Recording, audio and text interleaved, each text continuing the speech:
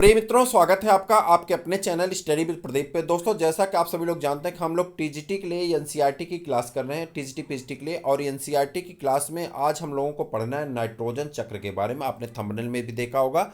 आज हम लोग नाइट्रोजन चक्र के बारे में एक एक करके अध्ययन करने वाले। उसके पहले दोस्त सामान्य जानकारी, एक शिव टांडो करके आपकी स्टार्ट हुई है सीरीज, जो कि करंट अफेयर्स की है। खास करके अगर आप किसी परीक्षा की तैयारी कर रहे हैं तो करंट अफेयर्स अपने आप में एक मूल्यवान टॉपिक होती है। आपको इस टॉपिक की तैयारी अवश्य करनी चाहिए।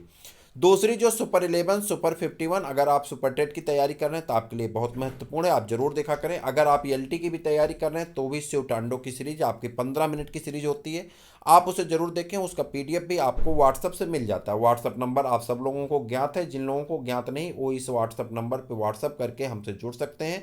चैनल को सब्सक्राइब कर लीजिए, अपने मित्रों को शेयर कर दीजिए और वीडियो को स्टार्ट करते हैं। नाइट्रोजन चक्र आज हम लोग पढ़ने वाले हैं। बात करें यहाँ पे जीवित प्राणियों में कार्बन, हाइड्रोजन, ऑक्सीजन के अतिरिक्त नाइट्रोजन प्रमुखता तत्व के रूप में जाना जाता है। आपको मैंने बताया था पीछे कि कार्बन, हाइड्रोजन और ऑक्सीजन, ये तीनों तत्व अलग अलग मात्रा में मिल करके सभी हमारे बृहद पोषक तत्वों का निर्माण करते हैं। जैव अणु वाले चैप्टर में हमने आपको बताया था। लेकिन अगर नाइट्रोजन और सल्फर भी मिलने लगे तो इसका मतलब कि प्रोटीन का निर्माण होना स्टार्ट हो गया। यानी आपसे पूछा जाता कौन सा ऐसा तत्व है जो कि अमीनो अम्ल में पाया जाता, तो आपका तुरंत आंसर जाता है नाइट्रोजन के ऊपर, चूंकि और सभी लोग तो पाए ही जाते हैं। नाइट्रोजन अमीनो अम्लों, प्रोटीन, न्यूक्लिक अम्लों, वृद्धि नियंत्रक हार्मोनों, पर्णहरितों यौगिक बहुतायत विटामिनों का संघटक होता है। मृदा में उपस्थित नाइट्रोजन के लिए पादप सूक्ष्म जीवों से प्रतिस्पर्धा करते हैं। अतः नाइट्रोजन प्राकृतिक और कृषि पारतंत्र के लिए नियंत्रक पोषक तत्व होता है। नाइट्रोजन में दो नाइट्रोजन परमाणु शक्तिशाली त्रिसंयोजक बंध से जुड़े होते हैं, N2 करके बनते हैं, और दो शक्तिशाली नाइट्रोजन बनते हैं, त्रिसंयोजक बंध होते हैं, से जुड़े रहते हैं। उसके बाद से अमोनिया में बदलने की प्रक्रिया में नाइट्रोजन स्थिरीकरण करते हैं। प्रकृति में बिजली चमकने से और पराबैंगनी विकिरणों से नाइट्रोजन को नाइट्रोजन ऑक्साइड यानी नाइट्रोजन ऑक्साइड में बदलने के लिए ऊर्जा प्राप्त होती है। औद्योगिक दहन, जंगल में लगी आग, वाहनों का धुआं, बिजली उत्पादन केंद्र और वातावरणीय नाइट्रोजन ऑक्साइड के स्रोत होते हैं। मृत पादपों व जंतुओं में उपस्थित कार्बनिक नाइट्रोजन का अमोनिया के में अपघटन अमोनीकरण कहलाता है। इसमें से कुछ अमोनिया वाष्पीकृत होकर के पुनः वायुमंडल में लौट जाती है, लेकिन अधिकांश मृदा में उपस्थित सूक्ष्मजीवों द्वारा निम्न अनुसार नाइट्रेट में बदल जाती। कैसे यहाँ पे नाइट्रेट में बदल रही, देखिए यहाँ पे अमोनिया है, अमोनिया ऑक्सीजन के साथ रिएक्शन करके नाइट्राइट बनाई, उसके बाद फिर सेकेंड रिएक्शन में ये टूट करके नाइट्रेट में कन्वर्ट हो जाती है, किसमें, नाइट्रेट में बदल जाती हैं। आप यहाँ पे आ जाते हैं और यहाँ पे एक नाइट्रोजन साइकिल दी गई। हालांकि आप क्लास 9th की बुक देखेंगे तो वहाँ पे नाइट्रोजन साइकिल आपको एनसीईआरटी में बहुत बेहतरीन दी गई है। फिर भी यह भी नाइट्रोजन साइकिल है। आपका वायुमंडलीय नाइट्रोजन है, वायुमंडल में पाया जाने वाला नाइट्रोजन 78% होता है, लेकिन इसे डायरेक्ट पौधे उपयोग में नहीं ला सकते। इसे जैविक नाइट्रोजन स्थिरीकरण किया जाता है, औद्योगिक नाइट्रोजन स्थिरीकरण किया जाता है, विद्युतीय नाइट्रोजन स्थिरीकरण किया जाता है, या बी नाइट्रिफिकेशन रिएक्शन के द्वारा इससे स्थिर किया जाता है। बनता क्या है, अमोनिया बनता है या नाइट्राइट बनता है। मृदा में इसका निकाय हो जाते हैं और इसके बाद अमोनीकरण किया जाता है या उद्ग्रहण किया जाता है। उद्ग्रहण करेंगे तो ये उद्ग्रहण करके पादप का जैवभार बनेगा और जैवभार से पौधे में बनेगा। पौधे को कौन खाएगा, प्राणी खाएगा। प्राणी जब मरेगा, सड़ेगा, तो फिर अमोनीकरण होगा। अमोनीकरण होने के बाद फिर अमोनिया के रूप में बाहर आएगा और फिर यहाँ से इसका स्थिरीकरण होकर के नाइट्रेट बन जाएगा। इस प्रकार से यह चक्र चलता रहता है। फिर से एक बार देखते हैं, कह रहे हैं कि वायुमंडल में नाइट्रोजन पाई जाती है 78%। यह नाइट्रोजन क्या होगी, इस नाइट्रोजन में अगर हम ध्यान से देखें तो इस नाइट्रोजन का क्या हो रहा है, विद्युतीय स्थिरीकरण हो रहा है, औद्योगिक स्थिरीकरण हो रहा है, जैविक स्थिरीकरण हो रहा है और बी नाइट्रीकरण किया जा रहा है। ऐसी स्थिति में एक इसमें कन्वर्ट हो जाता है, अमोनिया में कन्वर्ट हो जाता है। अमोनिया में कन्वर्ट होने के बाद और विद्युतीय और बी नाइट्रीकरण के द्वारा नाइट्राइट में कन्वर्ट हो जाता है। ये अमोनिया कन्वर्ट हो जाती है फिर नाइट्राइट में। अब यहाँ से नाइट्रेट को कौन लेता है या नाइट्रेट को कौन लेता है, पादप लेता है, प्लांट लेता है। प्लांट अपना प्रोटीन बनाता है, जो प्लांट की प्रोटीन बनेगी प्लांट में कहीं ना कहीं स्टोर होती है। उसे कौन खाता है, प्राणी खाता है। जब प्राणी मर जाता है, सड़ जाता है या अमोनिया का उत्सर्जन करता है तो कहाँ जाता है, अमोनीकरण रिएक्शन द्वारा उसे शुद्ध किया जाता है और फिर अमोनिया बनती है, अमोनिया फिर कन्वर्ट होती है और यह प्रक्रिया लगातार चलती रहती है। फिर जो नाइट्रेट बनता है, यह नाइट्रेट कन्वर्ट होकर भी नाइट्रीकरण करके नाइट्रोजन का भी स्थिरीकरण कर सकता है। इस प्रकार से यह प्रक्रिया चलती रहती है। जो आपको याद रखना है, बैक्टीरिया का नाम याद रखना है, यहाँ पे आगे दिया गया है।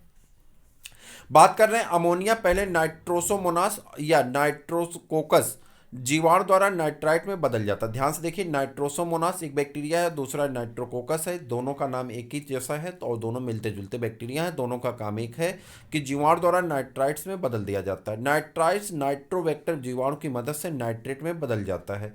यह प्रक्रियाएं नाइट्रीकरण कहलाती हैं। ये नाइट्रीफाइंग जीवाणु रासायन पोषी होते हैं, यानी कीमोट्रॉपिक होते हैं या कीमोट्रॉप्स होते हैं। पादप इस प्रकार निर्मित नाइट्रेट का अवशोषण कर पत्तियों में भेज देता है। पत्तियों के यह अपचित होकर के अमोनिया बनाता है, जो अमीनो अम्ल का अमीनो समूह बनाता है। मृदा में उपस्थित नाइट्रेट को डीनाइट्रीकरण द्वारा नाइट्रोजन के अपचित होकर हो जाते हैं। डीनाइट्रीकरण प्रक्रिया स्यूडोमोनास और थायोबैसिलस नामक जीवाणु द्वारा किया जाता है।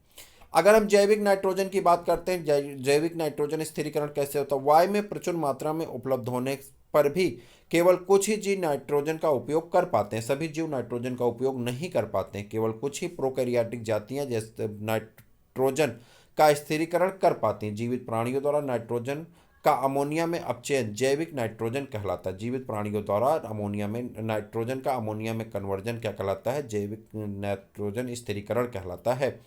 नाइट्रोजन अपचयन करने वाला नाइट्रोजिनेज एंजाइम मात्रा में प्रोकैरियोट्स में पाए जाते हैं। ये नाइट्रोजन का स्थिरीकारक कहलाते हैं। कौन? Nitrogenase enzyme. नाइट्रोजन स्थिरीकरण सूक्ष्म जीव स्वतंत्र या सहजीवी जीवन यापन करने वाले हो सकते हैं। उदाहरण के लिए स्वतंत्र जीव नाइट्रोजन स्थिरीकरण आक्सी सूक्ष्म जीव जैसे एजेटोबैक्टर तथा बीज विजरंकिया विजरिंकिया, जबकि रोडोस्पाइरलम तथा आक्सी व स्वतंत्र जीव हैं। इसके साथ ही कुछ नीलहरी शैवाल जैसे कि एनाबीना नास्टाक आज स्वतंत्र नाइट्रोजन स्थिरीकरण के रूप में जाने जाते हैं।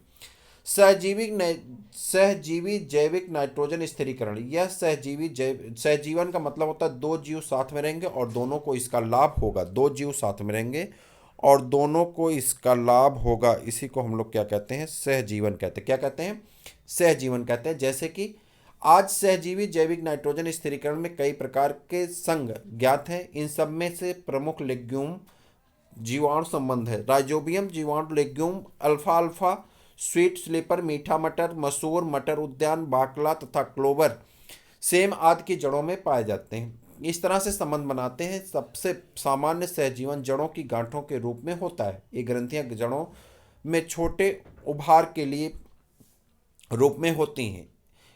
एल अल नहीं अलेग्युमिनस पादपों जैसे कि एलनस की जड़ों में सूक्ष्म जीव कौन पाए जाते हैं? सूक्ष्म जीव फ्रैंकिया नाइट्रोजन स्थिरीकारक ग्रंथियां उत्पन्न करता है। राइजोबियम और फ्रैंकिया दोनों ही मृदा में स्वतंत्र रूप से पाए जाते हैं, जबकि सहजीवी रूप से वातावरणीय नाइट्रोजन का स्थिरीकरण करते हैं। पुष्पन से पहले किसी सामान्य दाल के एक पौधे की जड़ों को उखाड़ें। आप जड़ों पर देखेंगे गोलाकार अतिवृद्धियां देखने को मिलेंगी। यह ग्रंथियां हैं और यदि आप काटेंगे तो पाएंगे केंद्र भाग में यह लाल और गुलाबी रंग की होंगी। ग्रंथियों को गुलाबी कौन बनाता है? यह एक लेग हीमोग्लोबिन की वजह से होते हैं। कैसे होते हैं? लेग हीमोग्लोबिन की वजह से ऐसा होता है। ग्रंथिका निर्माण मेजबान पौधों की जड़ में राइजोबियम के पारस्परिक प्रक्रिया के कारण होता है। ग्रंथिका निर्माण के प्रमुख मुख्य चरण इस प्रकार हैं। राइजोबियम बहुगुणित होकर के जड़ों के चारों ओर एकत्र हो जाते हैं तथा उपत्वची और मूल रोम कोशिकाओं से जुड़ जाते हैं। मूल रोम मुड़ जाते हैं और जीवाणु मूल रोम पर आक्रमण करते हैं। एक संक्रमित सूत्र पैदा होते हैं जो जीवाणुओं को जड़ों के कार्टेक्स तक ले जाता है। यहाँ की ग्रंथि का निर्माण प्रारंभ होता है। तब जीवाणु सूत्र से मुक्त होकर के कोशिकाओं में चले जाते हैं, जो कि विशिष्ट नाइट्रोजन स्थिरीकरण कोशिकाओं के विभेदीकरण का कार्य करते हैं। इस प्रकार ग्रंथिका का निर्माण होता है और मेजबान से पोषक तत्वों के आदान प्रदान के लिए संवहनी संबंध बन जाता है। ये घटनाएं चित्र 12.4 में दर्शाई गई। इन ग्रंथिकाओं के नाइट्रोजिनेस एंजाइम और लेग हीमोग्लोबिन जैसे सभी जैविक रासायनिक संघटक विद्यमान होते हैं। नाइट्रोजिनेज एंजाइम तक मॉलिब्डेनम आयरन प्रोटीन को वातावरणीय नाइट्रोजन से अमोनिया में परिवर्तन को उत्प्रेरित करता है। यह नाइट्रोजनेज एंजाइम आणविक ऑक्सीजन के प्रति अत्यंत संवेदी होता है। इसे अनाक्सीय वातावरण की अनिवार्यता होती। ग्रंथियों में यह अनुकूलता होती कि इनके एंजाइम को ऑक्सीजन से बचाया जा सके। इन एंजाइमों की सुरक्षा के लिए ग्रंथिका के एक ऑक्सीजन अपमार्जक होता है जिसे लेग हीमोग्लोबिन कहते हैं। यह एक रोचक तथ्य है कि स्वतंत्र जीवी अवस्थाओं में भी सूक्ष्मजीव ऑक्सी होते हैं तथा नाइट्रोजनेज क्रियाशील नहीं होती, लेकिन नाइट्रोजन स्थिरीकरण के दौरान ये अनाक्सीय हो जाते हैं और नाइट्रोजनेज एंजाइम की सुरक्षा करते हैं। ऊपर दिए गए एक समीकरण से आपने देखा होगा कि नाइट्रोजनेज के द्वारा अमोनिया संश्लेषण के दौरान अत्यधिक ऊर्जा की अनिवार्यता होती है। यहाँ पे अमोनिया अणु से 8 एटीपी एनर्जी का फॉर्मेशन होता है। इस ऊर्जा की आपूर्ति मेजबान कोशिका की आग से श्वसन में होती है। अमोनिया की नियत। अमोनिया कार्यकी पीएच पर प्रोटीनीकरण के बाद अमोनियम आयन का निर्माण करती है, जबकि अधिकांश पादप नाइट्रेट की तरह अमोनिया का भी स्वांगीकरण कर सकते हैं, लेकिन अमोनियम आयन पादपों के लिए विषाक्त होते हैं जिसके कारण इनसे एकत्र नहीं हो पाते हैं। आइए देखते हैं इस तरह संश्लेषित अमोनियम आयन का किस प्रकार से पादपों में अमीनो अम्लों के संश्लेषण हेतु उपयोग होता है। इसके लिए दो मुख्य क्रियाएं हैं। अपचयित अमीनोकरण। इस प्रक्रिया में अमोनिया कीटोग्लूटेरिक अम्ल के साथ क्रिया करके ग्लूटेमिक अम्ल बनाते हैं, जैसा कि नीचे समीकरण में दिखाया गया है। अल्फा कीटोग्लूटेरिक अम्ल अमोनिया तथा NADPH glutamate dehydrogenase glutamate ammonia तथा NADP होते हैं। पार अमीनन व विपक्ष अमीनन।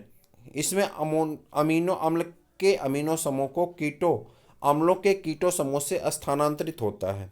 ठीक, स्थानांतरण होता है कि ग्लूटामिक अम्ल मुख्य अमीनो अम्ल है जिसमें अमीनो भाग स्थानांतरित होता है और दूसरे अमीनो अम्लों का निर्माण विपक्ष अमीनन द्वारा होता है। ट्रांस एमिनेज एंजाइम इस तरह की सारी क्रियाओं को प्रेरित करते हैं।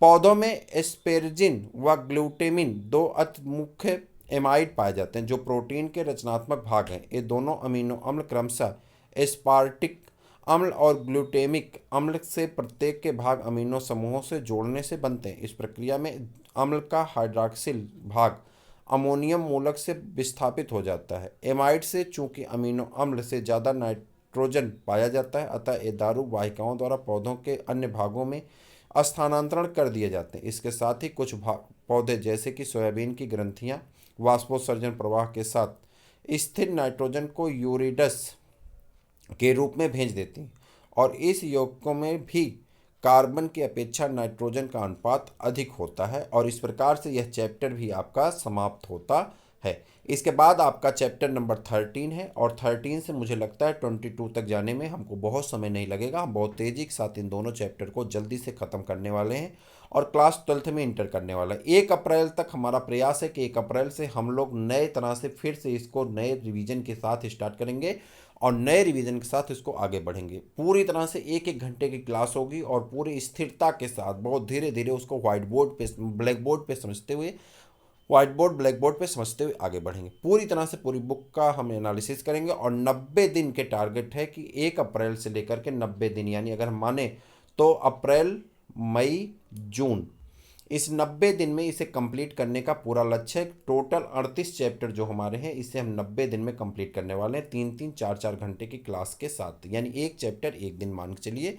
और इसी के साथ हम लोग इसको कंप्लीट करेंगे जिससे ये बड़ा लाभ होगा कि हम जब चाहेंगे तब उसका रिवीजन कर सकते हैं। 90 घंटे मतलब 90 दिन का मतलब ये मान चलिए कि आप उसे जब चाहेंगे 90 दिन में रिवीजन करके अपने पेपर दे देंगे। और जुलाई में उसके साथ प्रैक्टिस पेपर, आपका इंग्लिश की क्लासेस, ये सब चलती रहेंगी। रमेश गुप्ता की जो क्लास चल रही वो वहाँ पे अपनी चलती रहेगी और हम लोग इसको स्थिरता के साथ पूरा करके अपने नए सेशन की तरफ आगे बढ़ जाएंगे जो हमारी परीक्षा की दृष्टि से अत्यंत महत्वपूर्ण होगा। तो फिर हम लोग मिलते हैं किसी और क्लास में, तब तक के लिए इजाज़त दीजिए। जय हिंद।